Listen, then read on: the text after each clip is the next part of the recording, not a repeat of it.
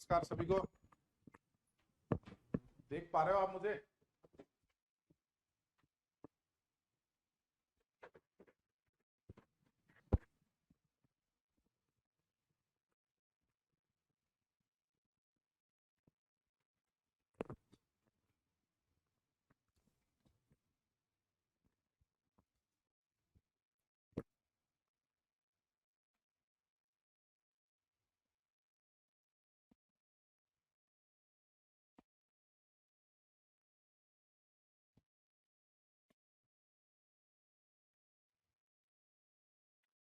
Good evening all of you.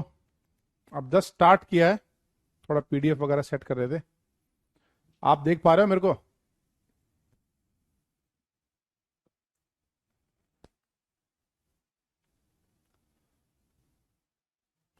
वो lectures की recording मिलेगी ना, अभी तुम्हारी एलन में क्लास है तो कोई बात नहीं, रिकॉर्डिंग मिलेगी।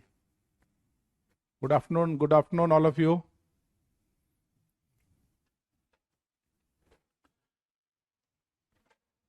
सभी को क्लियर आ रही है आवाज वगैरह सब कुछ? बोर्ड वगैरह दिख रहा है एकदम बढ़िया?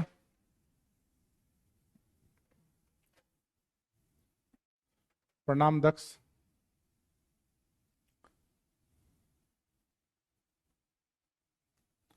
Yes you are audible and we can show you. Good, ठीक है। चलो, तो ये बोर्ड पे मॉडल कौन सा दिख रहा है, चलो ये बताओ। अगर दिख रहा है ना, तो बोर्ड पे जो ये मॉडल है, ये कौन सा मॉडल है, किसका मॉडल है? कितने कार्बन नजर आ रहे हैं तुमको? ये जो चल रहा है इसमें तुम्हें कितने कार्बन नजर आ रहे हैं?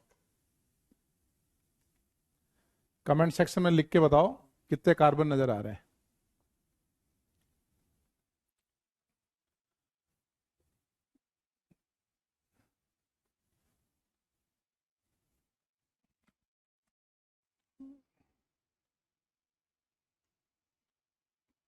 तुम सब लोग 11th क्लास के हो ना? 11th से 12th में आए हो ना तुम सब?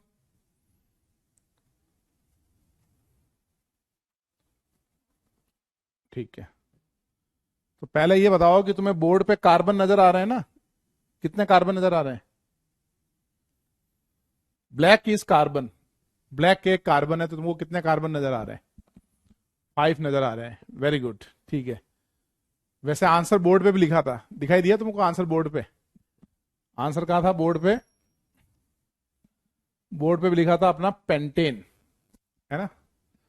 तो हम लोग बिल्कुल बेसिक से स्टार्ट करेंगे आज। बेसिक से स्टार्ट करेंगे। सबसे पहले हम लोग पढ़ेंगे आइसोमेरिज्म।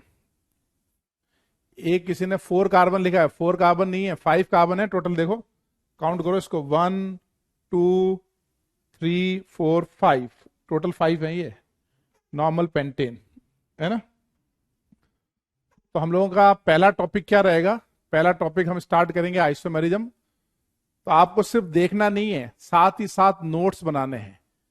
तो कितने बच्चे ऐसे हैं जो नोट्स की कॉपी लेके बैठे हैं साथ में? वो थम्स अप करो।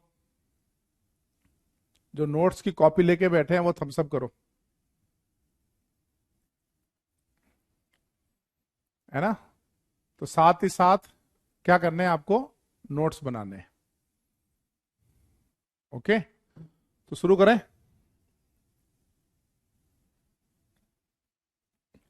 चलो शुरू करते हैं। सबसे पहले हम लोग आज पढ़ेंगे,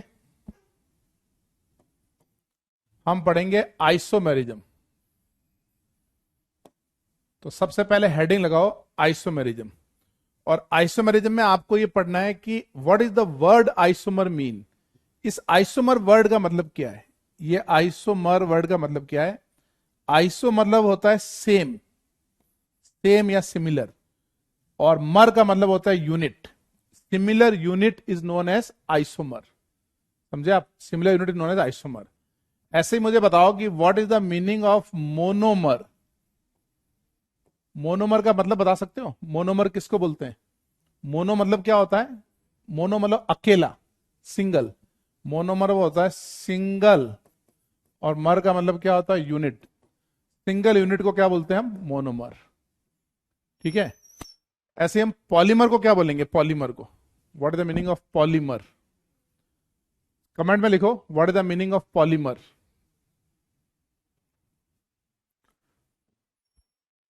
प्री रिक्वेस्ट कुछ नहीं है, नोट्स बनाने साथ साथ। Monomer is 1 unit. तो अब मुझे ये बताओ what is the meaning of polymer. Polymer का मतलब क्या है?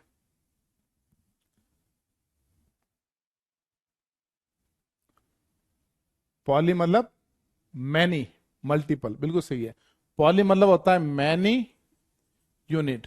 तो तुमको मर वर्ड का मतलब समझ में आ गया ना। तो ऐसे ही आइसोमर वर्ड का मतलब होता है सेम यूनिट। और आइसोमेरिज्म किसको बोलते हैं? The phenomena of isomer is known as isomerism. यानी जो आइसोमर के फिनोमिना होते हैं उनको हम क्या बोलते हैं? आइसोमेरिज्म। तो सबसे पहले ये नोट करो, आइसोमेरिज्म, उसमें लिखो आइसोमर सेम यूनिट, फिर नीचे लिखो the phenomena of isomer is known as isomerism. ये नोट करके लिखो यस सर डन, नोट करके लिखो done. The phenomena of isomer is known as isomerism.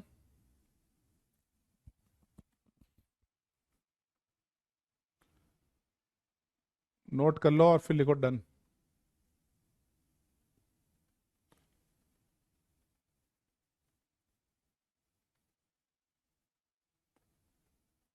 हाँ आर्नव लेंगे पहले,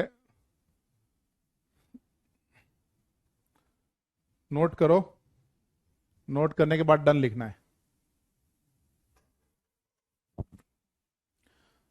सब ठीक है ना? बहुत तेज चैट चल रहा है। डन डन डन, ठीक है, वेरी गुड। चलो आगे बढ़ते हैं। अब आइसोमेरिज्म बेसिकली दो कैटेगरी में डिवाइड करते हैं, है ना। एक आइसोमर होता है हमारा स्ट्रक्चरल आइसोमेरिज्म, और स्ट्रक्चरल का एक दूसरा नाम है कॉन्स्टिट्यूशनल आइसोमेरिज्म। स्ट्रक्चरल और कॉन्स्टिट्यूशनल आइसोमर। दूसरा आइसोमेरिज्म होता है हमारा स्टीरियो आइसोमेरिज्म। जैसे मैं आपको मॉडल से बताता हूं।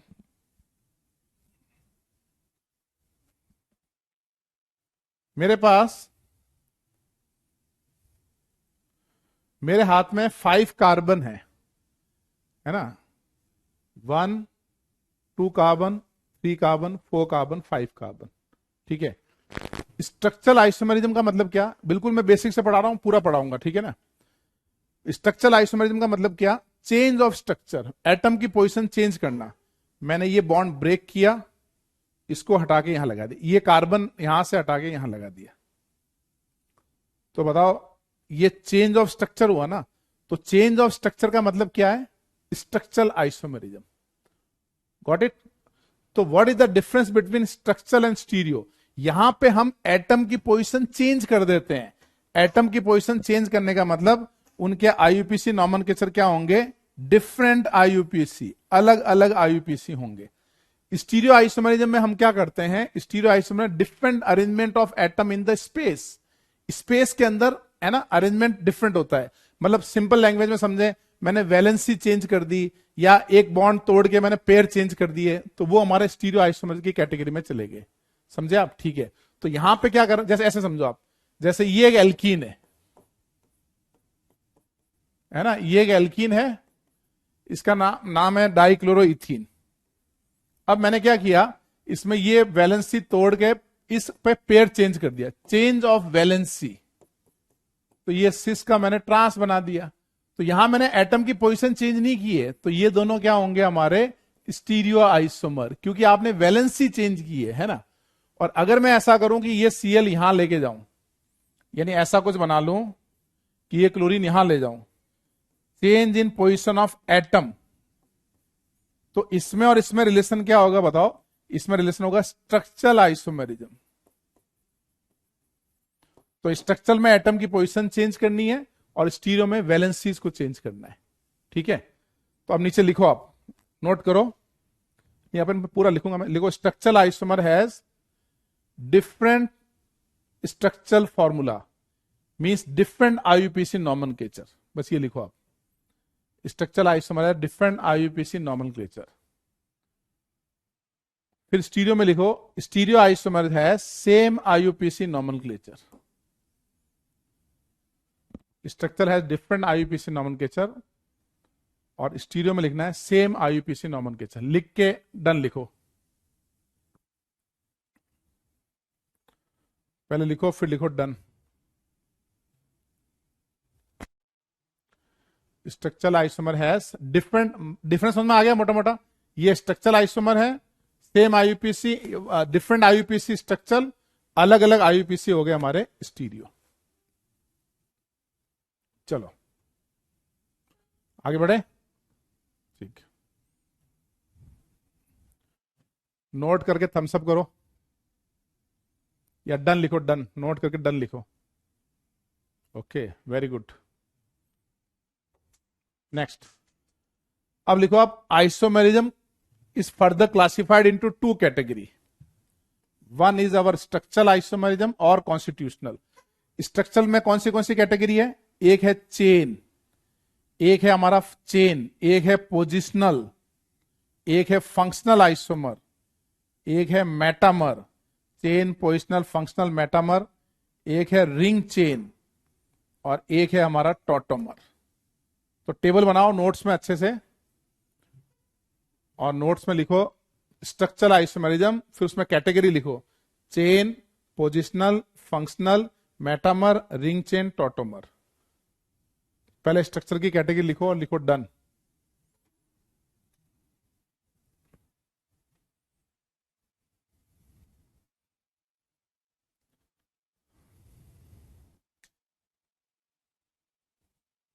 स्ट्रक्चर की कैटेगरी लिखना है, फिर आपको डन लिखना है। Stereo means space, arrangement of atom in the space. ये सारे लिखो चेन वाले, ये लिख के डन लिखो।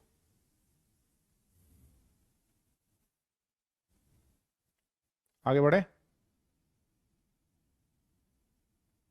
ठीक है। फिर दूसरा लिखना है आपको स्टीरियो आइसोमेरिज्म। स्टीरियो में दो कैटेगरी होते हैं, एक होता है कन्फर्मेशनल और एक होता है कॉन्फिगरेशनल। एक होता है कन्फर्मेशनल, एक होता है कॉन्फिगरेशनल। कन्फर्मेशनल में दो कैटेगरी है। सपोज करो आपने बॉन्ड को घुमा दिया, मतलब ऐसा कुछ किया, मैंने इसको घुमाया ऐसे, मैंने वैलेंसी चेंज नहीं की, मैंने एटम की पोजीशन चेंज नहीं किया, खाली मैंने इसको घुमाया ऐसे। तो ये जो घुमाया है ना सिंगल बॉन्ड के अक्रॉस, ये क्या है हमारे, ये कन्फर्मर्स हैं, दे आर कन्फर्मर, ठीक है ना। तो आप लिखो कन्फर्मर में दो लिखो, रोटेशन अक्रॉस सिग्मा बॉन्ड और दूसरा लिखो एमीन इन्वर्जन। कन्फर्म लिखो रोटेशन अक्रॉस सिग्मा बॉन्ड यानी एक एमीन इन्वर्जन, ये अपन आगे पढ़ेंगे। उधर लिखना है आपको कॉन्फिगरेशनल। कॉन्फिगरेशनल में एक होता है ज्योमेट्रिकल आइसोमेरिज्म, एक होगा ऑप्टिकल आइसोमेरिज्म। इसको लिख के डन लिखो। ये सारा अपन डिफाइन करेंगे, पहले लिखो आप पूरा, यही तो पढ़ना, ये पूरा मैं आइसोमेरिज्म पढ़ाऊंगा आपको बेसिक से एडवांस तक। इसको नोट करके डन लिखो।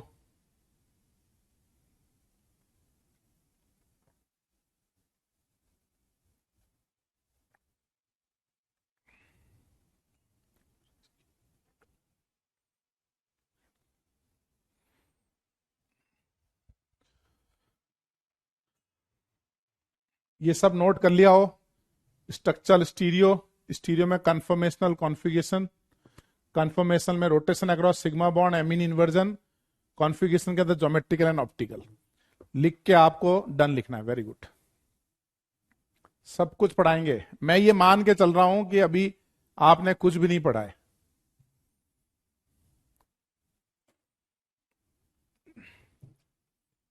चलो, तो हेडिंग लगाओ आप, स्ट्रक्चरल आइसोमेरिज्म। हेडिंग लगाओ स्ट्रक्चरल आइसोमेरिज्म।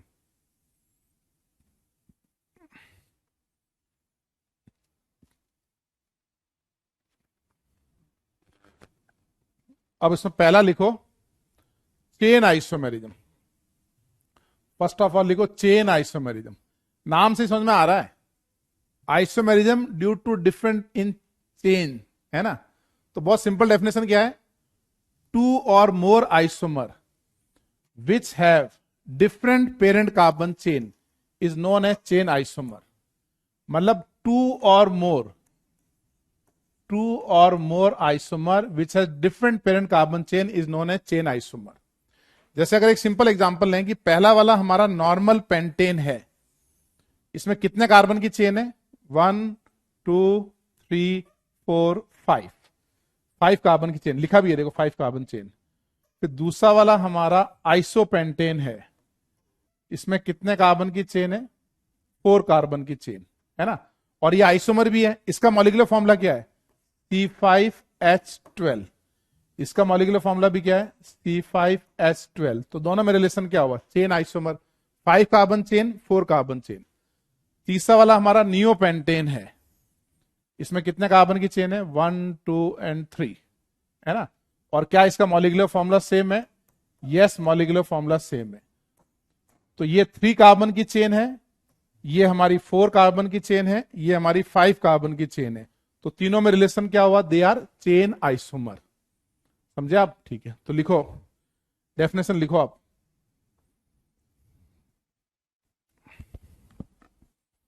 डेफिनेशन लिखो, 2 or more isomer which have different parent carbon chain is known as chain isomer. फिर नीचे एग्जांपल बनाओ, एन पेंटेन, आइसोपेंटेन, नियोपेंटेन, ये कॉमन नेम में, they all are chain isomer. 1 का relation 2 के साथ क्या है? चेन। 2 का रिलेशन 3 के साथ क्या है? चेन। 1 का रिलेशन 3 के साथ क्या? चेन। ये सब एक दूसरे के आपस में क्या है? They all are chain isomers. Chain isomer मतलब डिफरेंट पेरेंट कार्बन चेन। लिख के डन लिखो। चलो एक मैं मॉडल दिखाता हूं, नॉर्मल पेंटेन और नियो पेंटेन। एक आईआईटी एडवांस का सवाल पूछूं आपको, एक टफ सवाल पूछूं इस पे, इसी पे जो लिखा है इसी पे पूछ लेता हूं। Which is more stable, normal pentane और नियो पेंटेन में कौन सा एल्केन ज्यादा स्टेबल है? Which is more stable alkene?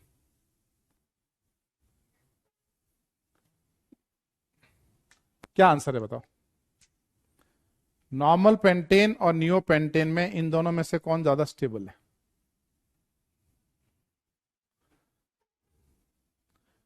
Answer लिखो अपना चैट बॉक्स में, कि ये मेरे हाथ में नियो पेंटेन है, ये ज्यादा स्टेबल है, या मेरे हाथ में ये नॉर्मल पेंटेन है, ये ज्यादा स्टेबल है। Which one is more stable, normal या नियो?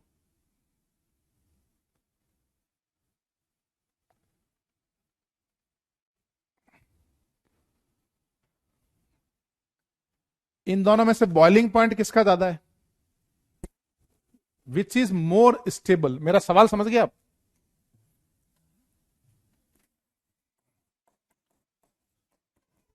विच इज मोर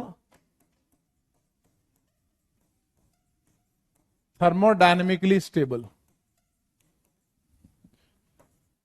मैंने आपको 2 ऑप्शन दिए हैं। पहला ऑप्शन है नॉर्मल पेंटेन और दूसरा ऑप्शन है नियोपेंटेन। मतलब एक लीनियर एल्केन ज्यादा स्टेबल है या ब्रांच्ड? क्या आंसर रहेगा? ये बॉइलिंग पॉइंट का स्टेबिलिटी से कोई रिलेशन नहीं है भाई। बॉइलिंग पॉइंट अलग चीज है, स्टेबिलिटी अलग चीज है। ब्रांच्ड एल्केन होते हैं ना, branched, it is more stable. इसका करेक्ट आंसर है branch alkane is more stable. More the branching in alkane, more is the stability. Branch alkane is more thermodynamically stable. मतलब नेट पोटेंशियल एनर्जी कम किसकी होगी? Branch वाले की कम होगी। इसका रीजन जो है वो जीओसी में बताया जाता है। ठीक है, देखो जितनी ब्रांचिंग होती है ना, जितनी ब्रांचिंग होती है उतना कॉम्पैक्ट स्ट्रक्चर होता है। ब्रांचिंग मतलब कॉम्पैक्ट, और जितना लीनियर होगा ना वो कॉम्पैक्ट नहीं होगा। तो रीजन ये है कि normal branch is more stable. इस कार्बन का जो न्यूक्लियस है और ये जो इलेक्ट्रॉन्स हैं चारों, वो ये कार्बन जो है ना, इस कार्बन के न्यूक्लियर इलेक्ट्रॉन होंगे, यहां पे न्यूक्लियर होंगे। थोड़ा सा समझा रहा हूं, ये टफ है, थोड़ा सा आप ध्यान रखना। तो आप सिंपल अभी याद रख लो, एक सिंपल इसको ऐसे समझ सकते हैं कि जैसे एक न्यूक्लियस है, कार्बन का न्यूक्लियस, यहां भी कार्बन का न्यूक्लियस है, यहां भी कार्बन का न्यूक्लियस, यहां भी न्यूक्लियस और यहां भी न्यूक्लियस, ये कार्बन के न्यूक्लियस है। ये समझ में आ रहा है? ठीक है। यहां जो इलेक्ट्रॉन्स होंगे ना, वो इस दो न्यूक्लियस के बीच में आ रहा है, यहां भी आ रहा है, यहां भी आ रहा है, यहां भी आ रहा है ना। लेकिन अगर लीनियर होगा तो ये देखो, ये न्यूक्लियस इस इलेक्ट्रॉन के साथ भी अटैच कर रहा है, यहां भी कर रहा है, यहां भी कर रहा है, यहां भी कर रहा है। लेकिन अगर वो लीनियर होगा, ये न्यूक्लियस वहां से यहां जाएगा, तो इलेक्ट्रॉन न्यूक्लियर अट्रैक्शन कम हो जाते हैं। समझ गए आप? ठीक है। तो ये रीजन थोड़ा समझने में टाइम लगेगा तुमको, लेकिन उसको याद कर लो। Branched alkane is more stable, linear is unstable. और इजी याद करना है तो ऐसे याद कर लो, ब्रांच मतलब कॉम्पैक्ट, कॉम्पैक्ट मतलब घुसा, एक तो घुसा है, एक लीनियर मतलब एक चाटा है। तो इफेक्टिव कौन है? Compact is more stable then चाटा, घुसा इज मोर इफेक्टिव देन चाटा। तो स्टेटमेंट क्या याद रखना है आपको? Branched alkane is more stable than linear alkane. हाँ, अगर मैं बॉइलिंग पॉइंट पूछूं, इन दोनों में से किसका बॉइलिंग पॉइंट ज्यादा? देखो, मॉलिक्यूलर स्टेबिलिटी क्या होती है? इंडिविजुअल मॉलिक्यूल की होती है ना। लेकिन बॉइलिंग पॉइंट पूछूं तो दो मॉलिक्यूल के बीच के अट्रैक्शन होते हैं। तो बॉइलिंग पॉइंट किसका ज्यादा है? लीनियर का ज्यादा है। क्यों ज्यादा है? क्योंकि लीनियर लीनियर अट्रैक्शन ज्यादा होगा। यानी बॉइलिंग पॉइंट पूछूंगा तो एक लीनियर है, just like a cigarette, cigarette होता ना वैसा है ये, और एक दूसरा सिगरेट है। तो सिगरेट और सिगरेट के बीच में कॉन्टेक्ट एरिया ज्यादा होता है। और अगर ब्रांच्ड एल्केन होता है तो स्फेरिकल होगा, just like a cricket ball. Cricket खेलते हो ना आप, सचिन विराट जैसे ना। तो इसमें ये क्या होता है, कॉन्टेक्ट एरिया कम है, तो इसका बॉइलिंग पॉइंट ज्यादा होगा, मोर बॉइलिंग पॉइंट। तो मैं ये समझाना चाह रहा हूं, बॉइलिंग पॉइंट अलग चीज होती है भाई। बॉइलिंग पॉइंट होता है दो मॉलिक्यूल के बीच का अट्रैक्शन। थर्मोडायनेमिक स्टेबिलिटी होती है एक इंडिविजुअल मॉलिक्यूल की स्टेबिलिटी।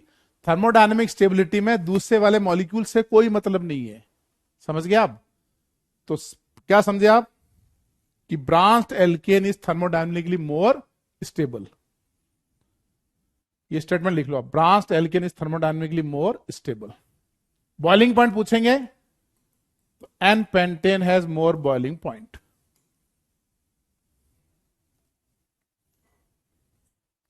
नोट कर लो इसको।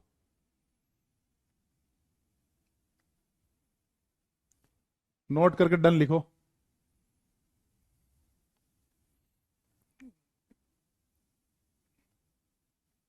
बॉइलिंग पॉइंट स्टेबिलिटी के डायरेक्टली प्रोपोर्शनल नहीं होता, ऐसा कोई कॉन्सेप्ट नहीं है सोमेश।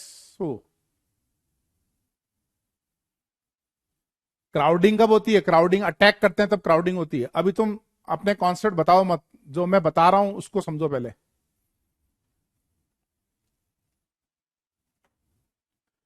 चलो एक सिंपल सवाल पूछता हूं। एक ये एल्केन है और एक ये एल्केन है, विच इज मोर स्टेबल? इन दोनों में से ज्यादा स्टेबल कौन है? What is your answer?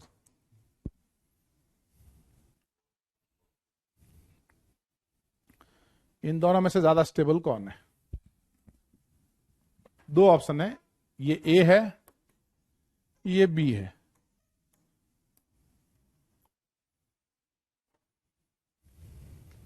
क्या आंसर रहेगा बताओ?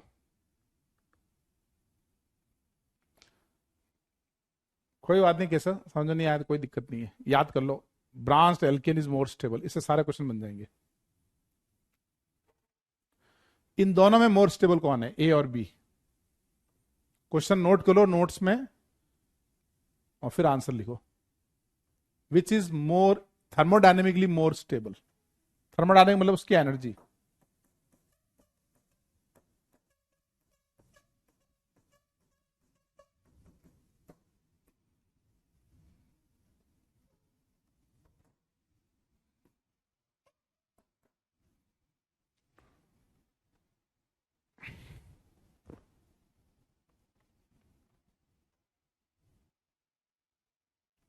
क्या हो गया? चैट रुक गई? तो बोलना चैट रुकी हुई है। ए और बी में से आंसर क्या है? हम स्ट्रक्चरल आइसोमेरिज्म पढ़ रहे हैं, थोड़ी चैट रुक गई है, मैं स्टूडियो वालों को बुलाता हूं।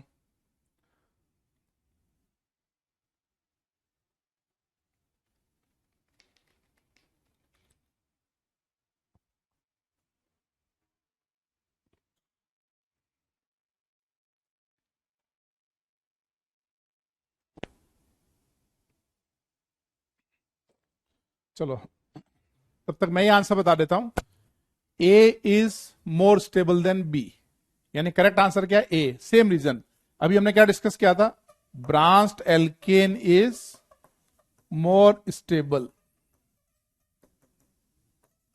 Branched alkane is more stable. तो ये ब्रांचिंग है ना, कैसे? कार्बन की 4 डिग्री है, ये लीनियर है, तो जितना ब्रांच्ड एल्केन होगा उतना वो ज्यादा क्या होगा? स्टेबल होगा। समझ गए आप?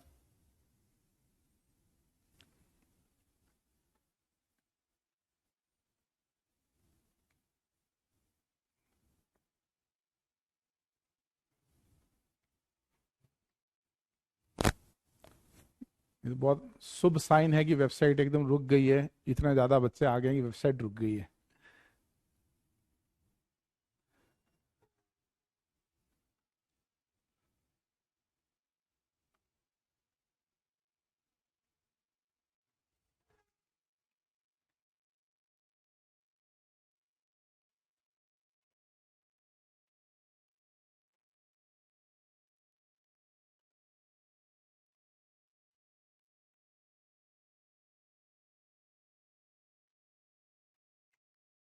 पानी की बोतल दो।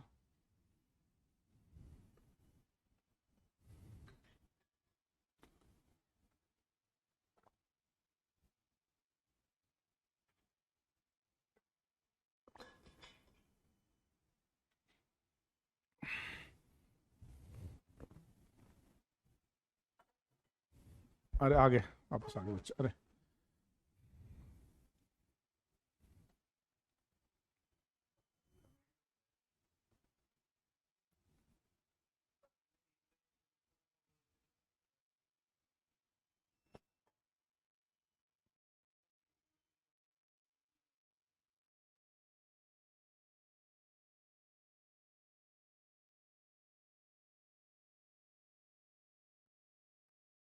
ठीक है, चलो आगे बढ़े। अगर मैं सिंपल एक क्वेश्चन करूं कि ड्रॉ चेन आइसोमर, आपको इनके चेन आइसोमर बनाने हैं। जैसे पहला वाला है हमारा नॉर्मल ब्यूटेन, इसके आपको चेन आइसोमर बनाने हैं, तो बताओ इसके चेन आइसोमर कैसे बनाएंगे?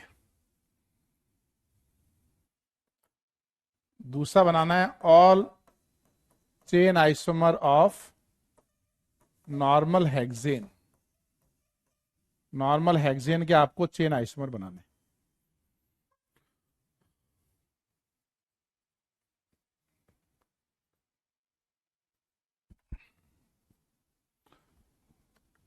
चलो आगे बताओ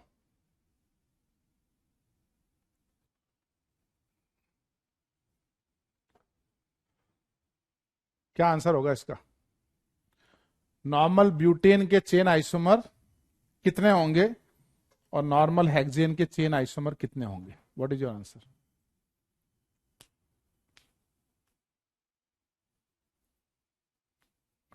तो क्या आंसर रहेगा? जब नॉर्मल ब्यूटेन है ना, तो ये कितने कार्बन की चेन है? पहले आप कार्बन की चेन कर दो, 4 कार्बन की चेन है, 4 कार्बन की। अब मैं नेक्स्ट क्या बनाऊंगा? 3 कार्बन की चेन, 1 2 एंड 3।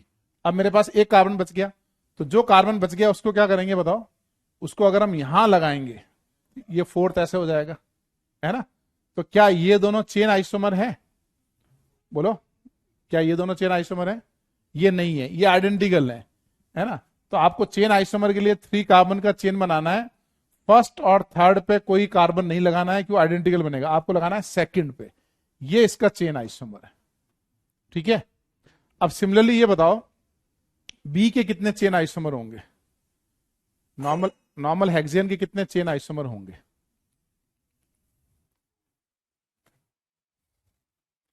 नॉर्मल हेक्सेन के कितने चेन आइसोमर होंगे? तो कितने होंगे भाई? आपके पास अपने को इसके बनाने हैं, तो सबसे पहले हमारे पास बताओ सबसे लंबा चेन कितने कार्बन का है? ये सबसे लंबा चेन है 6 कार्बन का, ये है 6 कार्बन की चेन है। अब मैं क्या करूंगा? इससे छोटा कार्बन का चेन लूंगा, 5 कार्बन की चेन, ये लूंगा ना 5 कार्बन की चेन, इसमें हम यहां लगाएंगे मिथाइल, यानी ये 5 कार्बन की चेन है और मिथाइल कहां लगा है हमारा सेकंड कार्बन पे। तो ये 5 और 6 कार्बन की चेन, मतलब दोनों में रिलेशन क्या हुआ, चेन आइसोमर।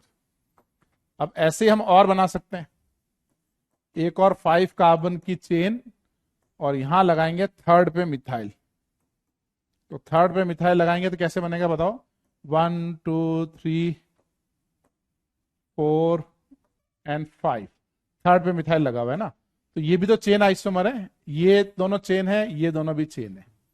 इसके बाद हम बनाएंगे 4 कार्बन की चेन, 5 के बाद बनाएंगे 4 कार्बन की चेन। तो अब मुझे बताओ 4 कार्बन की चेन बनाएंगे तो पीछे कितने कार्बन बच गए, दो कार्बन बच गए ना, उनको बड़ा ध्यान से लगाना है, पीछे 2 कार्बन बच गए।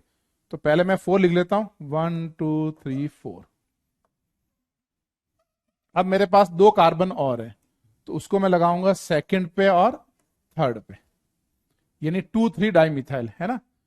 और क्या कर सकता हूं बताओ, अगर मैं ये कार्बन यहां लगाता हूं, सपोज करो फोर्थ पे लगाता हूं, 4 कार्बन की चेन है, एक मैंने सेकंड पे लगाया, एक मैंने फोर्थ पे लगाया, तो ये क्या बन गया हमारा 5 कार्बन की चेन बन गया, 2 पे मिथाइल, ये तो यही बन गया ना। तो ये तो रिपीट हो गया, रिपीट हो गया, इट इज रिपीटिंग, समझे आप, ठीक है। अब आप मुझे ये बताओ इस फोर्थ के बाद नेक्स्ट क्या होगा, इससे और कोई छोटा बना सकते हैं क्या? अच्छा, इसमें 2 बना सकते हैं, फोर्थ वाले में 2 बना सकते हैं।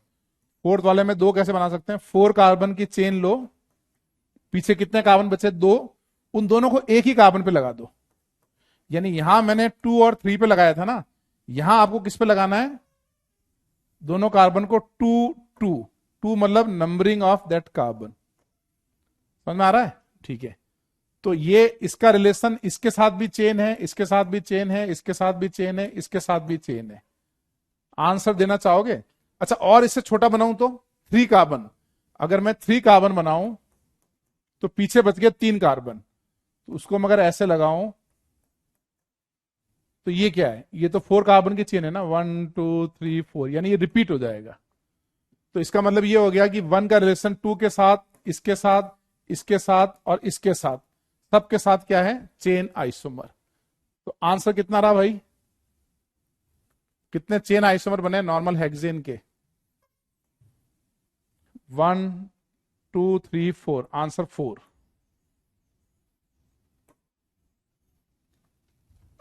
समझ में आया? ऐसे आपको सिस्टमेटिकली ड्रॉ करना होगा, है ना, पहले 6 कार्बन, फिर 5 कार्बन, फिर 5 कार्बन, 6 के बाद 5 कार्बन बनाओ, उसमें ये कार्बन मूव करो, फिर उसके बाद 4 कार्बन बनाओ, फिर ये 2 कार्बन बनाओ, फिर उसके नीचे बनेगा ही नहीं, ठीक है, ओके गुड। तो आंसर इज 4। अब आप मुझे ये बताओ, एक ये 6 कार्बन है, एक ये 6 कार्बन है, इसमें कितने कार्बन है, 6, इसमें कितने कार्बन है, 6। मेरा क्वेश्चन है, आर दे चेन आइसोमर, क्या ये दोनों चेन आइसोमर हैं क्या, ट्रू और फॉल्स? आपको ट्रू फॉल्स में आंसर करना है कि क्या ये चेन आइसोमर है, सिंपल लिखो ट्रू और फॉल्स।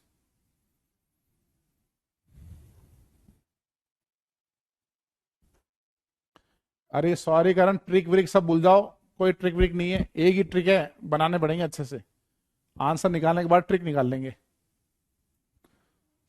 इसका सवाल का आंसर दो कि क्या ये चेन आइसोमर है, ट्रू या फॉल्स, सच है या गलत है।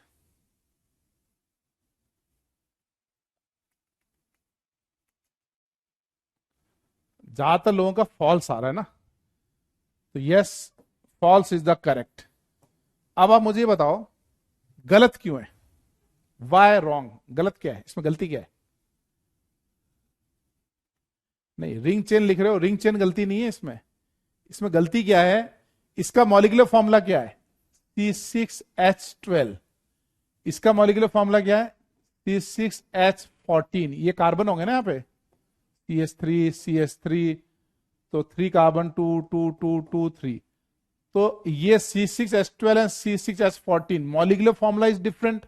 तो मॉलिक्यूलर फॉर्मूला डिफरेंट का मतलब क्या हुआ, they are not isomer. Chain isomer तो तब होंगे ना जब वो आइसोमर होंगे, ये तो आइसोमर ही नहीं है। तो आपको सबसे पहले क्या चेक करना है, सबसे पहले चेक करना है कि क्या वो दोनों आइसोमर है या नहीं है, द फर्स्ट थिंग। ठीक है, मॉलिक्यूलर फॉर्मूला चेक करना है आपको।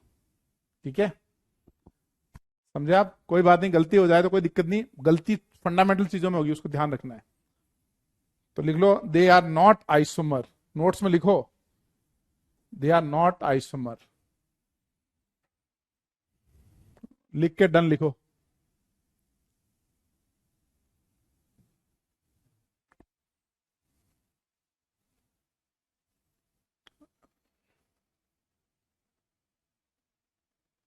ठीक है, थैंक यू। चलो, ये तो मैंने करा दिया आपको।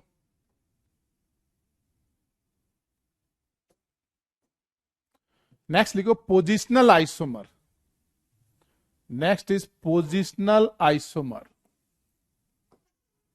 नाम से ही समझ में आ रहा है कि पोजिशनल आइसोमर में हमको क्या करना है, पोजीशन को चेंज करना है। पोजीशन को चेंज करना है ना, किसकी पोजीशन चेंज करना है। दो आइसोमर्स तो होने ही चाहिए, लेकिन हमको पोजीशन भी चेंज करनी है। किसकी पोजीशन चेंज करनी है, two or more isomer which has different position of functional group. किसकी पोजीशन अलग हो सकती है, फंक्शनल ग्रुप की, या मल्टीपल बॉन्ड और सब्स्टिट्यूएंट। लिखो आप, to or more isomer, notes में लिखो two or more isomer which has different position of functional group, multiple bond and substituent is known as positional isomers, is known as positional isomers। अब इसमें एक important चीज है जो आपको ध्यान रखनी है, इसको बढ़िया से आप याद रखना। आपको याद क्या रखना है, ये वाला पॉइंट याद रखना है। याद ये रखना है आपको, for positional isomerism parent carbon chain must remain same. मतलब आप जब भी पोजिशनल आइसोमर बनाओगे, parent carbon chain must remain same. मतलब आप चेन को चेंज नहीं कर सकते, आपको चेन को है ना सेम रखना पड़ेगा। यानी अगर दो पोजिशनल आइसोमर हैं तो दोनों की पेरेंट कार्बन चेन सेम होनी चाहिए। 6 कार्बन है, दूसरे में भी 6 कार्बन है। एक में 5 कार्बन है, दूसरे में भी 5 होने चाहिए। एक में 4 कार्बन है तो दूसरे में भी 4 कार्बन होने चाहिए। This means they must have same parent carbon chain. ये लिख लिया।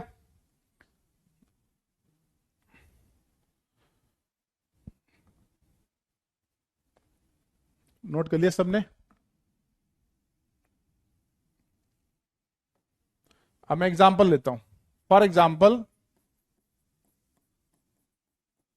ये हमारे पास एक एल्कीन है ना।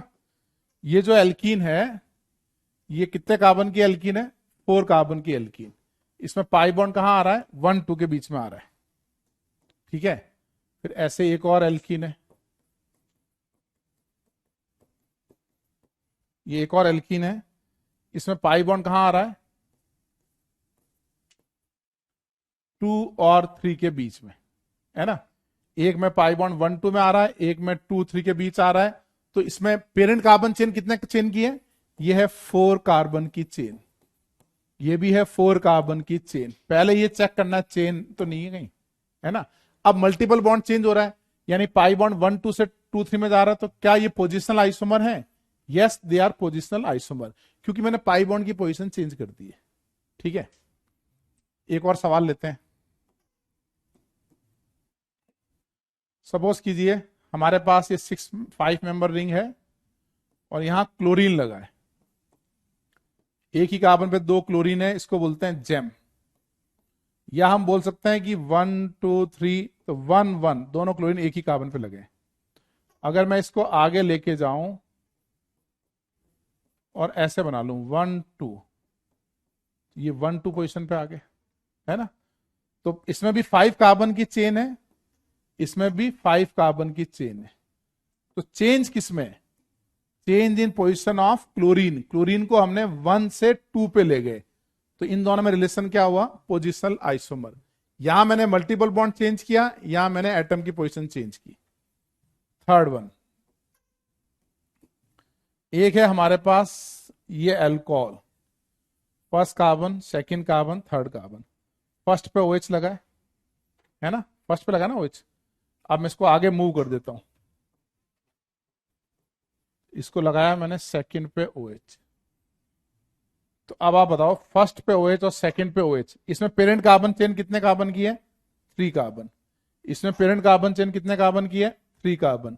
लेकिन किसकी पोजीशन चेंज हो गई? अल्कोहल की पोजीशन चेंज हो गई। 1 से कहां गया? 2 पे गया। तो क्या ये पोजिशनल आइसोमर है? Yes, it is a positional isomer. समझे आप? मैंने यहां पाई बॉन्ड की पोजीशन चेंज की, या लोकेंट चेंज किया, या फंक्शनल ग्रुप चेंज किया। इसको नोट करो, एग्जाम्पल ऑफ पोजिशनल आइसोमर्स। पहला ये लिखो, change in position of pi bond. दूसरा, change in position of chlorine. तीसरा, change in position of OH। ये सब पोजिशनल आइसोमर है।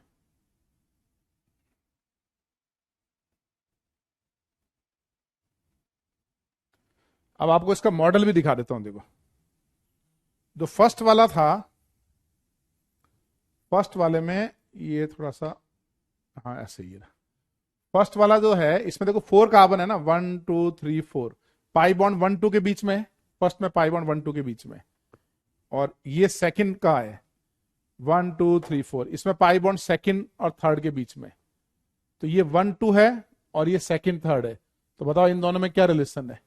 इन दोनों में रिलेशन है हमारा पोजिशनल आइसोमर। किसकी पोजीशन चेंज हुई? एल्किन 1 2 से 2 3 पे चला गया, पोजिशनल आइसोमर्स। हाँ, और ये 1 2 वाले को हम क्या बोलते हैं? इसको विसिनल भी बोलते हैं। दूसरे का भी मॉडल दिखाता हूं आपको। जैम मतलब एक ही कार्बन पे 2 Cl, विसिनल मतलब ऑन एडजस्टन। अब मैं आपको मॉडल दिखा रहा हूं सेकंड का। आपको 5 कार्बन की रिंग नजर आ रही है, 1 2 3 4 5। और ये रहे 2 क्लोरीन, ये क्लोरीन क्लोरीन। एक ही कार्बन पे 2 क्लोरीन हो तो उसको क्या बोलते हैं? जेम। जेम मतलब presence of 2 like group on same carbon, है ना। अब अगर मैं इसको यहां से चेंज करके यहां लगा दूं, सेकंड पे लगा दूं, है ना, 1 से 2 पे, तो ये क्या हो गया? हमारे पोजिशनल आइसोमर्स, है ना। इसके और भी पोजिशनल आइसोमर बनेंगे। मैं इसको आगे भी तो लगा सकता हूं, 1 से आगे लगाता हुआ थर्ड पे ले जाऊंगा, 1 2 एंड 3। ये भी पोजिशनल आइसोमर है, ठीक है। अब मैं लास्ट वाले का मॉडल दिखाता हूं। लास्ट वाले का मॉडल क्या है? जैसे ये वाला अल्कोहल है, ये 3 कार्बन है, 1 2 3, और सेकंड पे क्या लगा है? OH। 3 कार्बन है, सेकंड पे OH लगा है। इसको अगर हम मूव करके यहां से आगे लेके जाएं यहां पे, तो मैंने क्या किया? 3 कार्बन, चेन तो सेम है ना, पहले अल्कोहल यहां लगा था, अब अल्कोहल यहां लगे, तो change in position of alcohol, मतलब ये भी क्या हो गया? हमारे पोजिशनल आइसोमर। समझ गया आप? ये नोट कर लिया हो तो डन लिखो।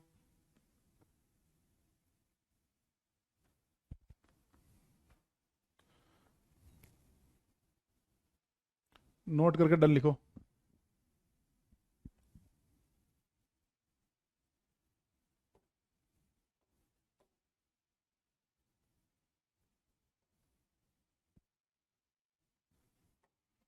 अब 2-3 इंटरेस्टिंग एग्जांपल बताता हूं। ये कार्बोक्सिलिक एसिड है, आर दे पोजिशनल आइसोमर? क्या ये दोनों पोजिशनल आइसोमर हैं क्या? यस और नो में बताओ।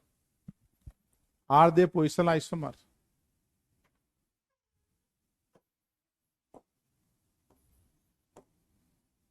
क्या ये दोनों पोजिशनल आइसोमर हैं?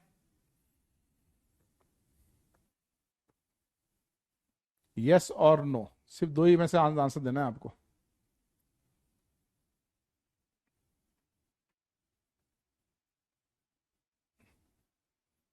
सुरभि रॉय, निमिष, दिवांशु, ठीक है। ये दोनों पोजिशनल आइसोमर नहीं है।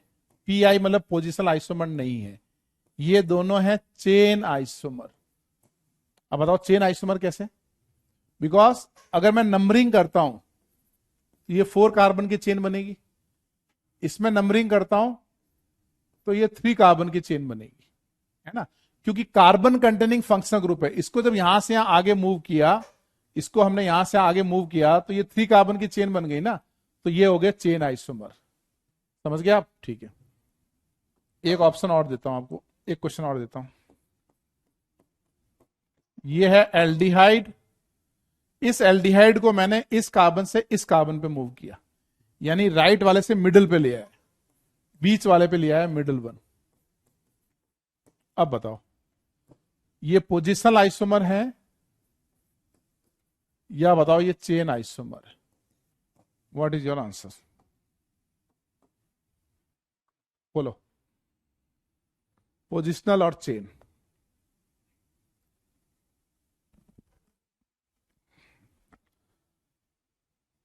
ये अगेन पोजिशनल आइसोमर नहीं है, ये चेन है। पोजिशनल क्यों नहीं है?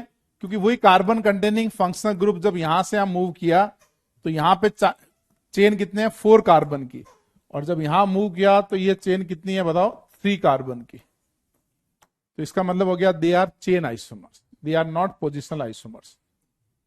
थोड़ा और आगे बढ़े। ये है हमारा साइनाइड यानी नाइट्राइल। अगर मैं इसको यहां से आगे मूव करता हूं तो क्या ये पोजिशनल आइसोमर है या नहीं है? What is your answer? क्या ये पोजिशनल आइसोमर है? तो क्या आंसर होगा बताओ? ये भी पोजिशनल नहीं है। क्यों नहीं है? 1 2 3 4 कार्बन, और ये कार्बन कंटेनिंग, जब भी आईयूपीसी में क्या होता है, कार्बन कंटेनिंग फंक्शनल ग्रुप से नंबरिंग होती है ना, तो ये कार्बन से नंबर करूंगा तो कितने कार्बन का चेन है? 4 कार्बन। यहां से कार्बन को नंबर करूंगा, कितने कार्बन का चेन है? 3 कार्बन।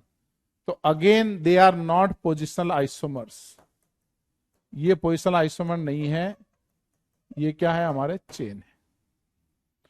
तो आपको एक चीज क्लियर समझ में आई होगी कि ये एसिड है, एल्डिहाइड है, नाइट्राइल है, कार्बन कंटेनिंग फंक्शनल ग्रुप जो होते हैं ना, वो हमारे पोजिशनल आइसोमरिज्म शो नहीं करते हैं।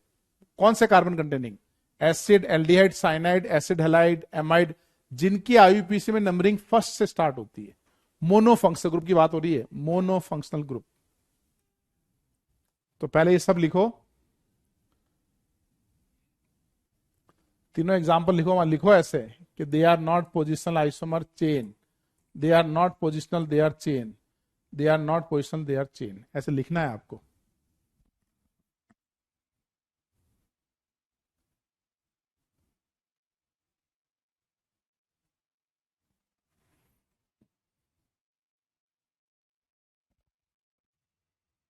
लिख लिया?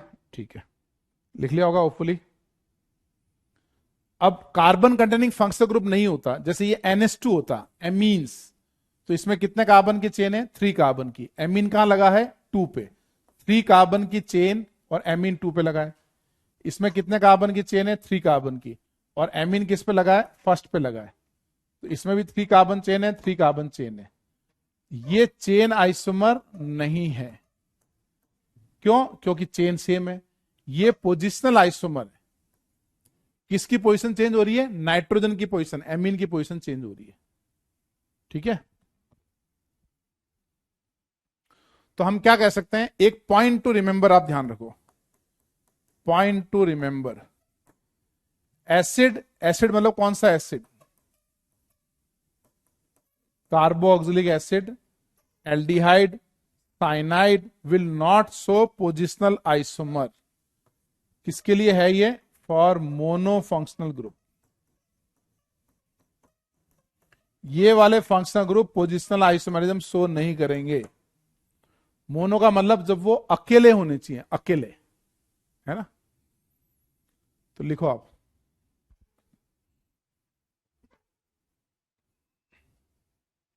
इसको नोट करके डन लिखो। .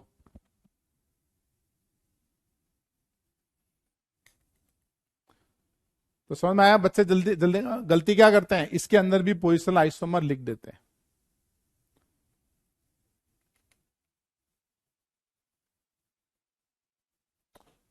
डन लिखो। पॉइंट टू रिमेंबर क्या लिखना है? Acid, aldehyde, cyanide will not show positional isomer.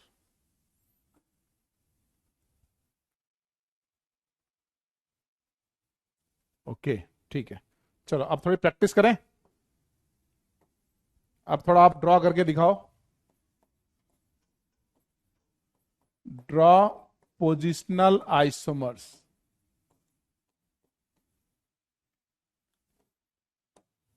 आपको इनके पोजिशनल आइसोमर बनाने हैं।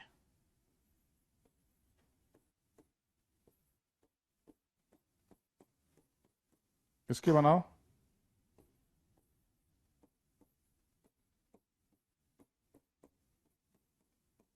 इसके बनाओ।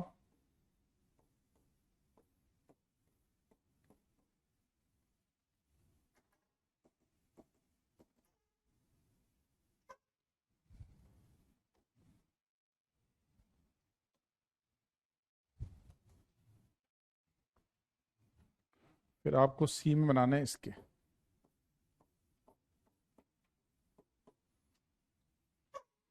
तीनों के पोजिशनल आइसोमर बनाओ और उसके बाद आंसर लिखो, कितना आंसर आ रहा है चैट पे आंसर लिखो। पहले ट्राई करो फिर आंसर लिखो।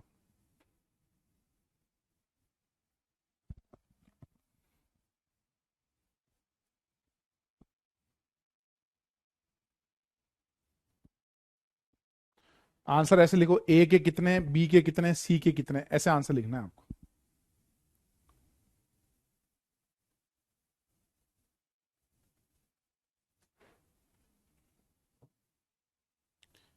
ए वाले के 4, इसको इंक्लूड करते हुए ना, इसको इंक्लूड करते हुए आंसर लिखना है।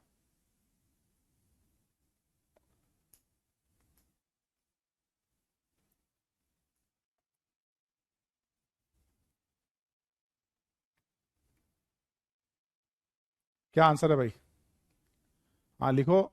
चिरांथन are, nil, Anant A3, A5, या A2। आंसर अलग आ रहे हैं यार आपके। A6, ए के 4, सबके अलग आंसर कैसे आ रहे हैं? एक ही आना चाहिए आंसर तो। देखो केयरफुली करो अच्छे से, गलत नहीं होना चाहिए। चलो सबसे पहले क्या करेंगे, ये बेंजीन है, 1 और 2 पोजीशन पे क्लोरीन लगाए।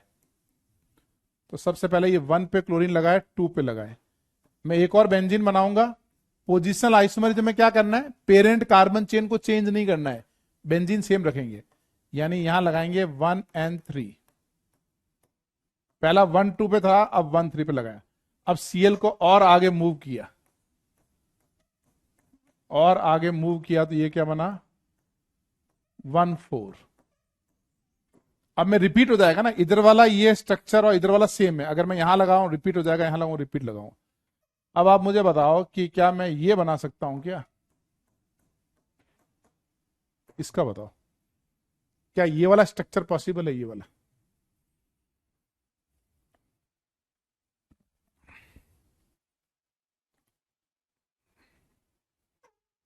क्या रहा आंसर, ए का 3 या 4? ये तो गलत हो जाएगा ना भाई। क्यों? क्योंकि इसमें कार्बन की वैलेंसी 5 हो रही है, पेंटावेलेंट हो रहा है carbon. Carbon cannot be pentavalent. तो वैलेंसी 5 हो रही है, इसका मतलब है कि ये वाला नहीं बनेगा। समझ गया आप? तो इसका ए का आंसर कितना आएगा बताओ, 3। Okay very good. अब बी पे आते हैं। बी पे आपके पास कितने क्लोरीन है, 1 2 and 3। तो 3 क्लोरीन का मतलब ये हो गया। अब मैं क्या बनाऊंगा, इन दोनों को कांस्टेंट रखते हैं, 1 और 2 कांस्टेंट, और 3 को आगे मूव कर देते हैं। तो ये क्या बना, 1 2 3 4, 1 2 4 बना है ना। और इसको और आगे मूव करते हैं, इसको यहां मूव करते हैं। ये क्या बनेगा, 1 2 3 4। ये तो सेम ही बन गया ना, 1 2 4 1 2 4। यानी ये रिपीट हो गया, ये भी बन गया 1 2 4। इस सीएल को और आगे लेके जाते हैं, आगे मतलब इसको यहां से मैं यहां लगा रहा हूं, तो ये आएगा क्लोरीन क्लोरीन और यहां भी आ गया क्लोरीन, तो ये बन गया 1 2 एंड 3, ये तो अलग होगा ना, 1 2 एंड 3। तो एक बना 1 2 3, एक बना 1 2 4, एक बना 1 2, अच्छा 1 2 3 भी तो रिपीट हो गया अपना, ओ ये भी तो रिपीट हो गया 1 2 3। तो और कौन सा बना सकते हैं बताओ भाई, ये 1 2 3 है, 1 2 4 है, एक 1 3 5 बना सकते हैं, है ना, एक बना सकते हैं 1 3 5। ऐसे बेंजीन में लिखा हो तो नंबरिंग करना है ताकि अपने को सही पता चले, 1 3 5। तो 3 बन गए इसके फाइनली, 3 कौन से बने, 1 2 3, 1 2 4, ये रिपीट हो गया, ये भी रिपीट हो गया, ये 1 3 5। ओके, तो बी का आंसर कितना रहा भाई, बी का आंसर रहा 3। अब बताओ सी का कितना रहेगा, अब तो सी का तो करेक्ट आना चाहिए सबका, सी का आंसर कितना रहेगा,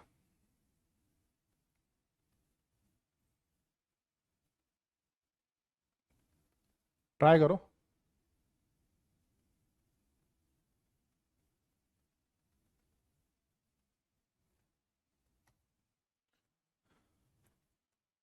सी में ये बताओ,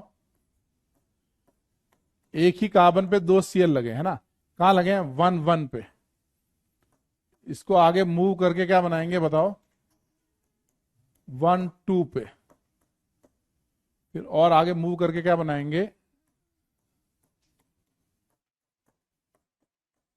1 3 पे, फिर और आगे मूव करके क्या बनाएंगे,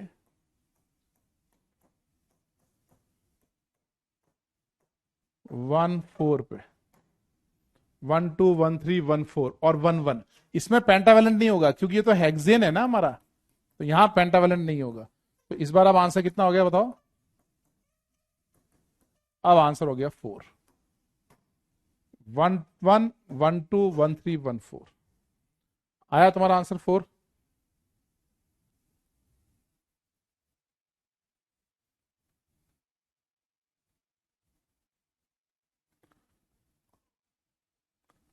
होपफुली ये 4 आया होगा।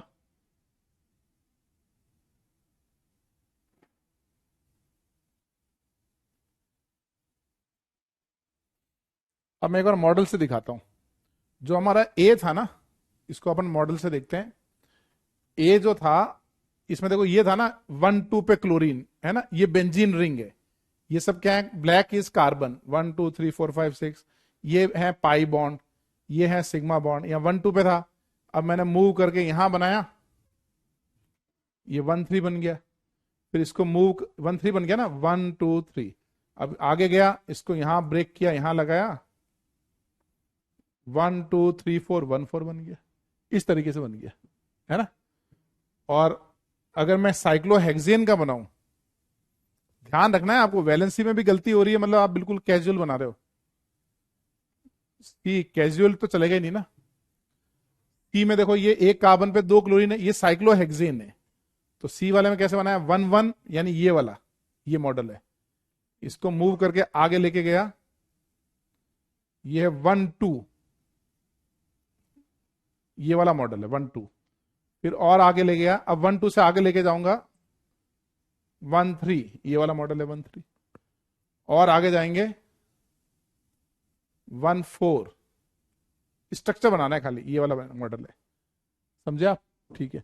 तो ये 1 2 हो गया, 1 3 हो गया, 1 4 हो गया। अब आगे के क्वेश्चन ध्यान से बनाना आप, गलती नहीं होनी चाहिए, मतलब गलती क्यों नहीं होगी, आप आराम से तसल्ली से बनाओ, टाइम लो।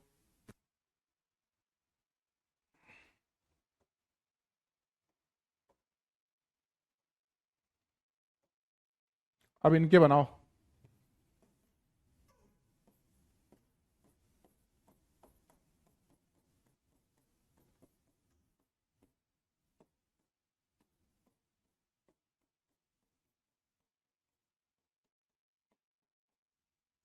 फाइव सिक्स के बनाओ।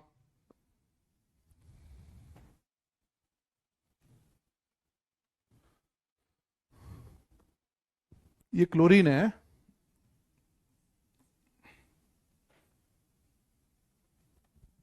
डीपी मिलेगी, नेक्स्ट क्लास से डीपी देंगे, नेक्स्ट क्लास से डीपी मिलेगी। क्या क्या आंसर है बताओ।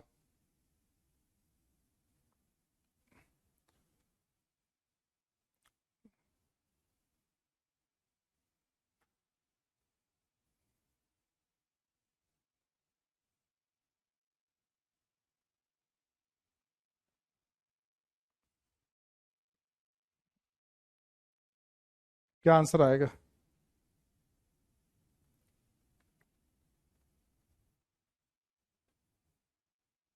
फिफ्थ का कितना है? अनक गोयल, फिफ्थ का कितना है? अपना ड्रॉ करो और फिर आंसर बताओ, है ना, कोई दिक्कत नहीं है। फिफ्थ में ये बताओ, ये सब क्लोरीन कौन से कार्बन पे लगे हैं? क्लोरीन लगा है 1 2 3 4, है ना। अपन एक और 5 बेंजीन रिंग बनाते हैं, 1 2 3 4, और ये क्या है? 5। ये है हमारा 1 2 3 4 5। ये है हमारा 1 2 एंड 3। तो यहां बनाया 1 2 3 4। नेक्स्ट क्या बनाएंगे? 1 2 3 5। ऐसे लिखना है आपको, है ना, ताकि पता चले रिपीट तो नहीं हो रहा है कहीं। अब इसको आगे मूव करेंगे क्लोरीन को, तो जब आगे मूव करेंगे तो 1 2 3, और इसको यहां से यहां लेके जाते हैं। यहां ले जाएंगे तो क्या होगा? सेम ही बन जाएगा ना, 1 2 3 4। ये तो रिपीट हो रहा है, ठीक है। तो अब क्या करते हैं, पहले मैंने इन 3 को कांस्टेंट किया, इसको वेरिएबल बनाया। अब इस 2 को कांस्टेंट करते हैं, 2 को वेरिएबल बनाते हैं। तो 2 को कांस्टेंट और 2 को वेरिएबल, मतलब क्लोरीन क्लोरीन, और ये 2, समझ रहे हो? तो ये क्या बन रहा है? 1 2 3 4 5 6, यानी ये बना 1 2 4 5। अलग है ना ये, 1 2 3 4, 1 2 3 5, 1 2 4 5। तो ऑल थ्री आर डिफरेंट। तो इसका मतलब इसका आंसर कितना रहा? इसका आंसर आ गया अपना 3। ठीक है, और आगे मूव करूं तो ये सीएल में यहां मूव करूं, ये वाला बन जाएगा ना वापस।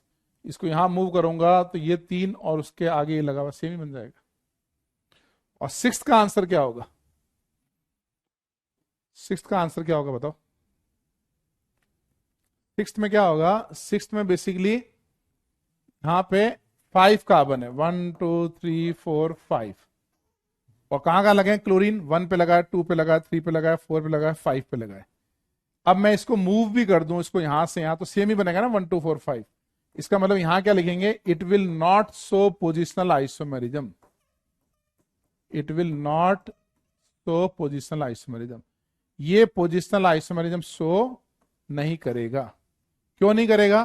क्योंकि अगर क्लोरीन की पोजीशन चेंज करेंगे तो वो क्या बन जाएगा? आइडेंटिकल हो जाएगा। तो इसका मतलब आंसर नंबर में नहीं होगा। नंबर तो तब होता है ना जब वो बनते हैं। अगर वो शो नहीं कर रहा है तो बेस्ट आंसर क्या है? It will not show position isomerism, no numbering. ठीक है ना। चलो,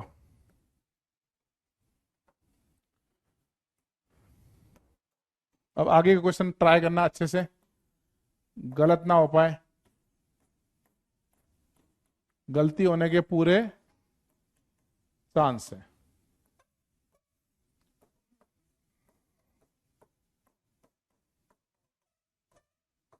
क्या है? गलती होने के पूरे चांस। बनाओ।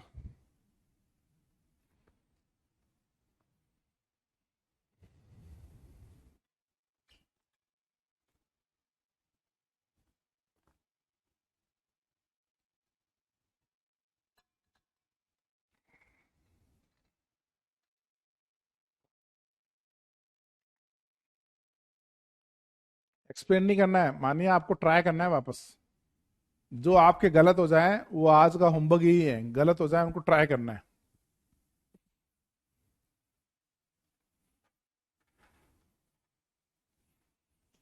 इनके ट्राई करो अच्छे से, टाइम लो, थोड़ा टाइम लो, जल्दी आंसर नहीं करना है।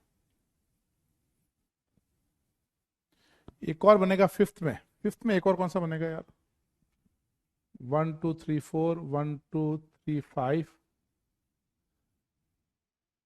एंड 1 2 4 5, तीन तो हो गए।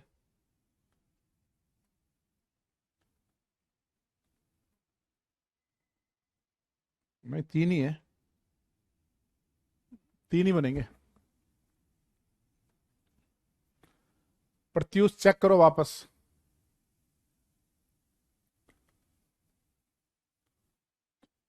वापस ट्राई करो 7th का।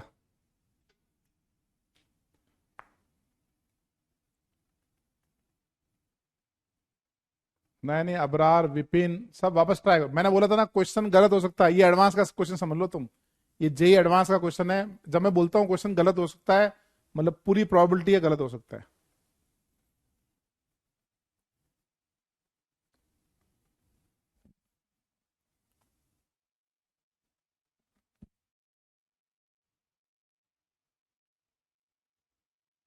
हाँ, अब थोड़े से आरुल शर्मा 5।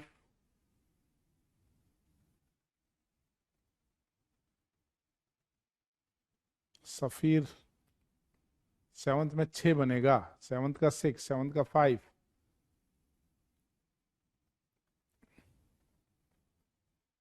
ऐसे ही 8th का भी बनाओ।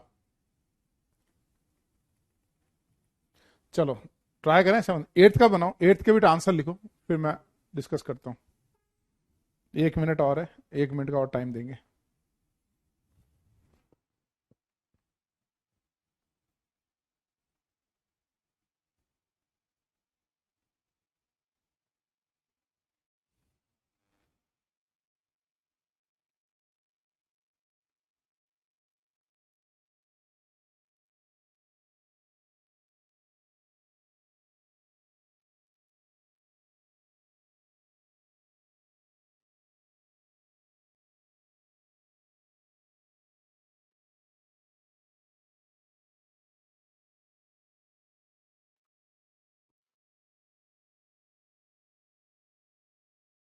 परस्यूरी, परस्यूरी 7th का 6।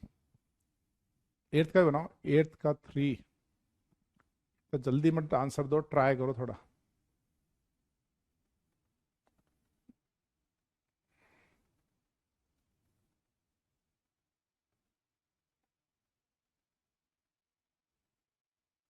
हाँ हाँ शिवानी, कोई बात नहीं, आज मेरा भी पहली क्लास है।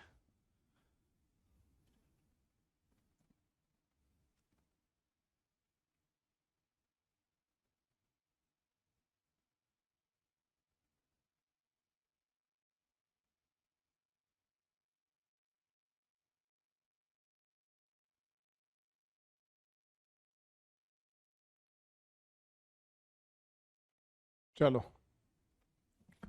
ट्राई करें। 8th में ये बताओ, सबसे पहले इन दोनों को फिक्स कर लेते हैं, क्लोरीन और ब्रोमीन को फिक्स कर लेते हैं, है ना। स्ट्रक्चरल आइसोमर के ये ट्रिक व्रिक कुछ नहीं होते हैं ना, आईआईटी में जो भी ट्रिक्स हैं वो आईआईटी में नहीं चलेंगे, पहली बात तो ये है, ठीक है ना। वो कुछ फिक्स एग्जांपल पे लगेंगे, हमको ड्रॉ करना आना चाहिए सिस्टमेटिक। तो ये क्लोरो ब्रोमो फिक्स है, इसको मूव कर रहा हूं मैं, इसको मैं मूव करके ब्रोमीन को यहां लगा सकता हूं, फिर मैं इसको और आगे ले जा सकता हूं, क्लोरो ब्रोमो, और ये ब्रोमीन यहां आएगा, फिर इसको और आगे ले जा सकता हूं। कहां पे? इसको मूव कर रहा हूं मैं,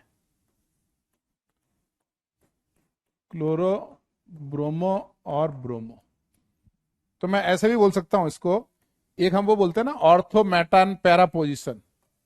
अगर बेंजीन पे कोई ग्रुप लगा हो तो इस पोजीशन को ऑर्थो पोजीशन बोलते हैं, नेक्स्ट पोजीशन को मेटा पोजीशन बोलते हैं, और उसके नेक्स्ट को पैरा, ये बोलते हैं ना।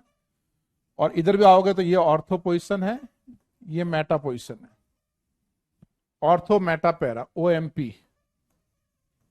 तो क्या इसका आंसर 4 है? बोलो, क्या इसका आंसर 4 है? अच्छा इसमें अच्छा इसके रेस्पेक्ट में मान लो बोल देते हैं, ये ग्रुप कहां लगे हैं? Ortho Meta. ये कहां लगे हैं? Ortho para. ये कहां लगे हैं? Ortho Meta. लेकिन ये ऑर्थोमेटा, ये ऑर्थोमेटा अलग लगे, इसमें मेटा इस पोजीशन में लगा है, इसमें मेटा इधर लगा है, तो ये डिफरेंट है। लास्ट वाला कहां लगा है? ऑर्थो ऑर्थो, है ना, ठीक है। तो बताओ 7th का आंसर क्या रहा? अब हम क्या करेंगे, अब हम 2 ब्रोमीन मूव करेंगे। अभी तो मैंने एक को मूव किया, अभी दोनों एक साथ मूव करते हैं। दोनों अगर हम एक साथ मूव करते हैं तो क्या होगा, एक ब्रोमीन यहां लगाएंगे, एक ब्रोमीन यहां लगाएंगे, यानी एक मेटा पे और एक पैरा पे। तो मेटा पैरा तो कोई भी नहीं है ना। और इस ब्रोमीन को मैं यहां लगाऊं, यानी दो मेटा, ये भी तो लगा सकते हैं, मेटा एंड मेटा, मम मम। समझ में आ रहा है? ठीक है। तो अब तक मैं 6 बना चुका हूं, अब तक 6 बना चुका हूं। 1 2 3 4 5 एंड 6। अब अगर मैं इस ब्रोमीन को यहां आगे लेके जाऊं तो एक ऑर्थो पे आएगा, एक मेटा पे आएगा, एक ऑर्थो पे और एक ये मेटा पे, ये वाला बनेगा ना ये, है ना। और इस ब्रोमीन को यहां लगाऊं तो ये बन जाएगा। इन दोनों ब्रोमीन, इसको और इसको यहां पे लेके जाऊं, दोनों को, इसको यहां लेके जाऊं, इसको यहां लेके जाऊं, तो वो बन जाएगा लास्ट वाला। यानी इसका फाइनल आंसर कितना रहेगा? 7th का 6। तो कितने लोगों का आंसर 6 था? वो लिखो yes sir. Divyanshu Singh. 7th के कितने लोगों का 6 आंसर था? Vipin Sharma, Chirnathan R, good.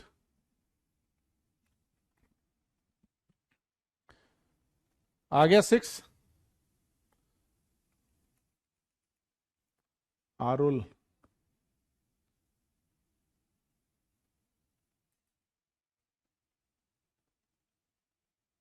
कोई बात नहीं, अगर गलत हो गया है, अगर 6 नहीं आया, 5 आया, तो 6 कौन सा है वो अभी नोट्स में होना चाहिए, है ना। चलो 8th का क्या आंसर है? 8th का,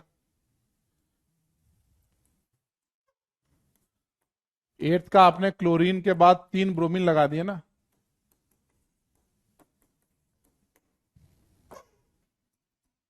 अगर आपने 3 ब्रोमीन लगाए, ये ऑर्थो मेटा और पैरा पे लगाए, पहले मैं इस ब्रोमीन को मूव कर देता हूं, ये ब्रोमीन कांस्टेंट, ये कांस्टेंट, ये वेरिएबल, इसको और आगे लेके जाता हूं,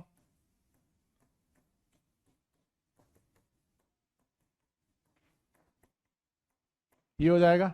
अब मैं 2 ब्रोमीन मूव करता हूं, 2 ब्रोमीन, इन दोनों को, ये बन जाएगा। फिर इस Br को आगे मूव करता हूं,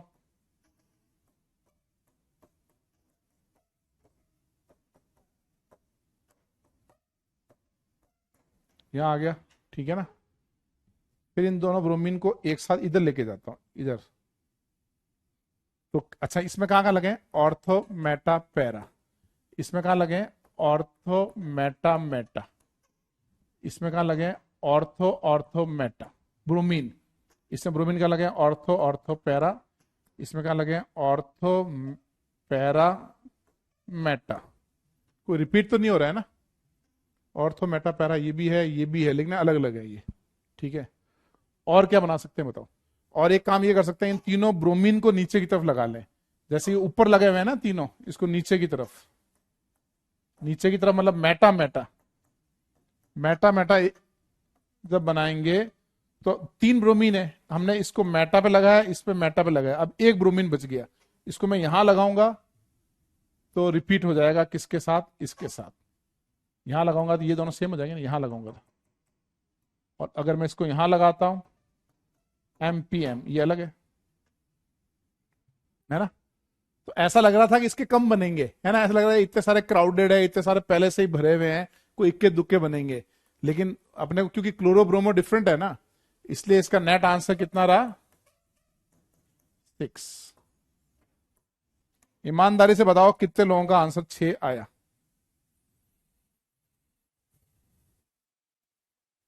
पीएनसी से नहीं कर सकते अरुण शर्मा, पीएनसी से सिर्फ उन्हीं को कर सकते हैं जिनका आंसर जानते हैं, क्योंकि वो कंडीशन डाल देगा, आईआईटीजे एडवांस में वो कंडीशन डाल देगा, let the Meta B fix, let this B fix.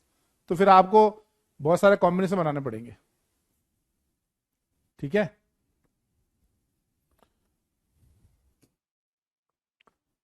चलो एक सवाल और को दूं।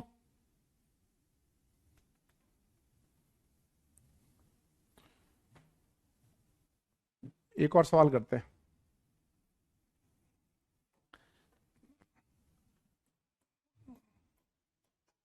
Draw positional isomers. मैं बना रहा हूं उसके, आपको पोजिशनल आइसोमर बनाने हैं, कितने बनेंगे। ये 1 क्लोरोब्यूटेन है, इसके पोजिशनल आइसोमर बनाने हैं। ये 1 क्लोरोपेंटेन है, इसके बनाने हैं।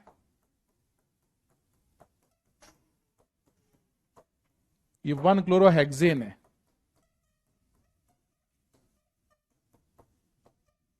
इसके बनाने हैं, है ना।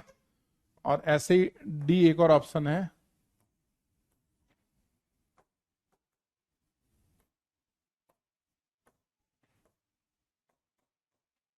इसके बनाने हैं।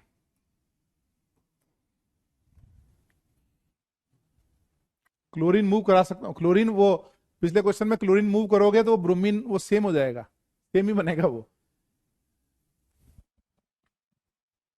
हाँ, अलग अलग बनानी है तन में। Please take my समवर्थ।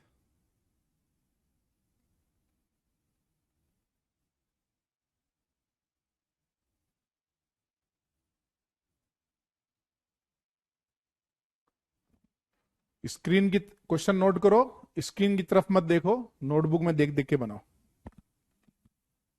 2 मिनट है तुम्हारे पास। Pi means positional isomers.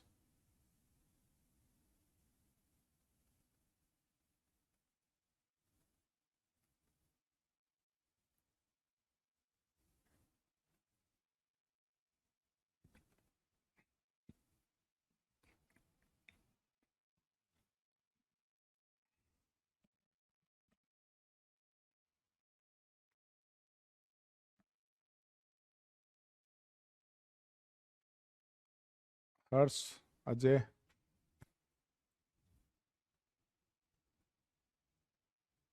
अनग,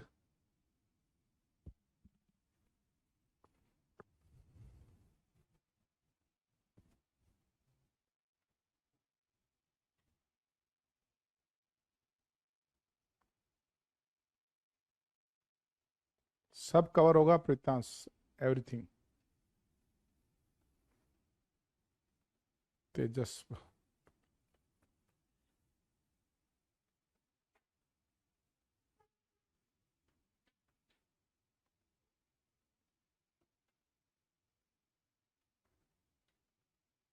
ring कैसा आ सकता है, रिंग नहीं आ सकता, रिंग आते ही मॉलिक्यूलर फॉर्मूला चेंज हो जाएगा।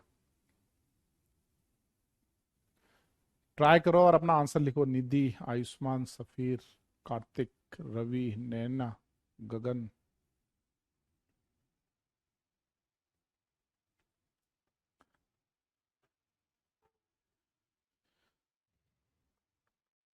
प्रिया,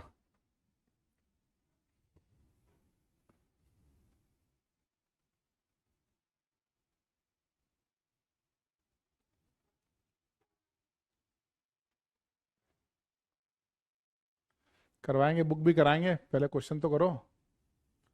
पहले लेक्चर, डीपीपी, सीट, फिर बुक, ऐसे स्टेप बाय स्टेप चढ़ना है अपने को। चलो, अब आप मुझे ये बताओ, पहले वाले का आंसर कितना आया आपका। ये है 1 2 3 4, 1 क्लोरोब्यूटेन है ना, 2 आएगा कैसे, 1 से इसको काम मूव करेंगे, 2 पे मूव कर देंगे। इस क्लोरीन को यहां से हटा के यहां लगा दिया, अगर मैं यहां लगाऊंगा तब वो रिपीट हो जाएगा ना, नंबरिंग इधर से हो जाएगी ना, 1 2 रिपीट हो जाएगा। बी बताओ, 1 2 3 4 5, बी का कितना होगा। अब मैं 1 को हटा के 2 पे लगा सकता हूं, 1 को हटा के 2 पे लगा सकता हूं ना।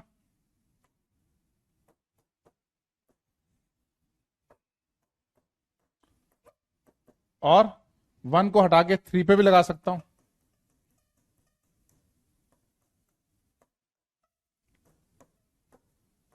ये भी तो पोजिशनल आइसोमर है इसके, है ना। तो इसका आंसर कितना रहा, ए का आंसर कितना था हमारा 2, बी का आंसर कितना रहा हमारा 3, क्योंकि 1 2 3 के बाद तो रिपीट हो जाएंगे यहां से। अब बताओ सी का कितना रहेगा, एक बार 1 पे लगाओ, एक बार 2 पे, क्लोरीन, क्लोरीन को यहां से यहां मूव करो, एक बार क्लोरीन को यहां लगाओ, 3 4 5 6, तो ये 1 पे लगाया, 2 पे लगाया, 3 पे लगाया, है ना। फिर 4 5 6 में रिपीट हो जाएगा, तो इसका भी आंसर कितना आएगा बताओ? 3 2 3 3, यही आ रहा है आंसर, 2 3 3 2। हाँ वेरी गुड, बढ़िया आंसर दिख रहा है मेरे को। चिरंथन रागे। डी के कितने आएंगे? डी में देखो 1 2 3 4 कार्बन है। इस सीएल को यहां लगाओ या फिर यहां लगाओ, वो तो एक ही बात है ना, 4 कार्बन की चेन यहां से स्टार्ट होगी। अगर इस क्लोरीन को मैंने ऊपर लगाया तो नंबर 1 कार्बन ऊपर होगा, तो यहीं से स्टार्ट होगा। इसी क्लोरीन को मैं यहां लगा सकता हूं बीच में, तो ये लग जाएगा सीएल, है ना। और या फिर आप क्या कर सकते हो, इसको सीएल को इधर लगाओ चाहे इधर लगाओ, वो सेम ही बनेगा ना, 1 2 3 4। इसको यहां लगाओ चाहे यहां लगाओ, सेम है। बेसिकली ये चारों पोजिशन आइडेंटिकल है, ये ऑल 4 आर आइडेंटिकल। तो इसके कितने? 2 ही बनेंगे, एक इधर एक इधर।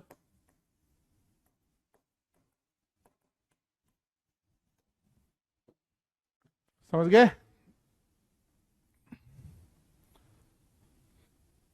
तो आज इतना ही करेंगे, कल इसका पार्ट 2 करेंगे, नेक्स्ट क्लास में इसका पार्ट 2 करेंगे, ताकि आपका स्ट्रक्चरल आइसोमेरिज्म हमेशा के लिए खत्म। ठीक है, और डीपीपी भी देंगे। अगर आपका जीओसी वाला टॉपिक वीक है, आप मेरे को, मैं 12th में पढ़ा रहा हूं अभी, तो जीओसी का टॉपिक वीक है तो 2 ऑप्शन है, या तो मैं जीओसी जब यहां पढ़ाऊंगा ऐप पे तो आप वो कर सकते हो, या फिर दूसरा आप जीओसी, मेरा यूट्यूब चैनल है MS चौहान, वहां पे जाके देखना, पूरा जीओसी की प्लेलिस्ट है, उसके सारे वीडियो कॉन्सेप्ट वाइज देख सकते हो।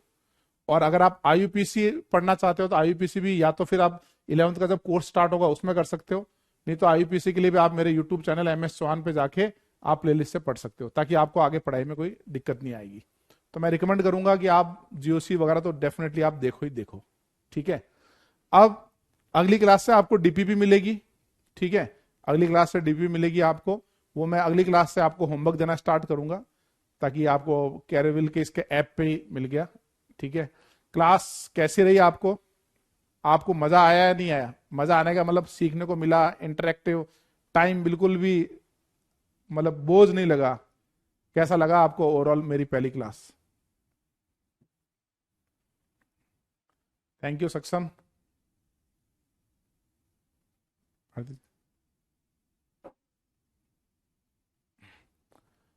पूरा आइसोमेरिज्म कराएंगे।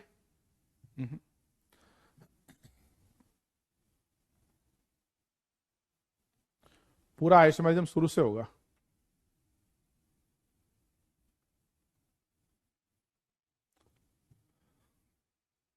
बहुत सीखने को मिला। ठीक है, थोड़ा सा टेक का इशू हो रहा है, ये सही हो जाएगा, है ना, नेक्स्ट क्लास से इसी सही हो जाएगा।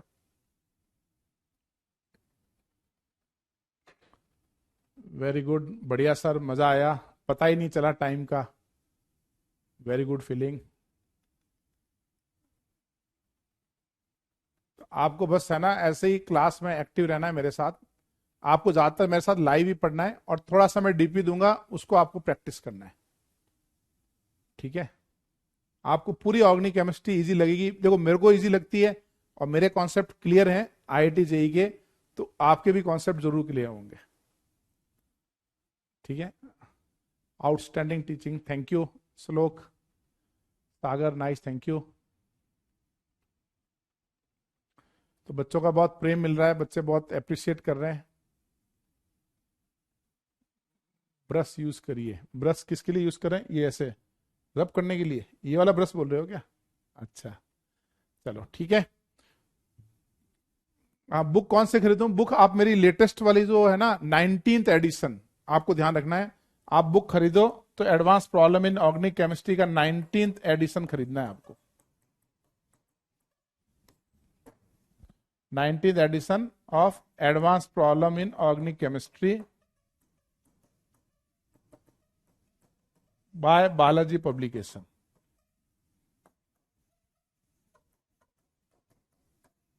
ठीक है, तो मिले फिर, टाइम हो गया आज का। नेक्स्ट क्लास में इसको आगे कंटिन्यू करेंगे। नेक्स्ट क्लास और भी शानदार धमाकेदार होने वाली है। आज रिवाइज करके आए, आज की क्लास को आपको रिवाइज करके आना है। तो आज का होमवर्क क्या है? रिवीजन। रिवीजन एक बार अच्छे से करके आना है, तो नेक्स्ट क्लास में मजा आएगा। Best class ever. ठीक है, ओके भाई, मिलते हैं फिर आगे। थैंक यू, जय हिंद।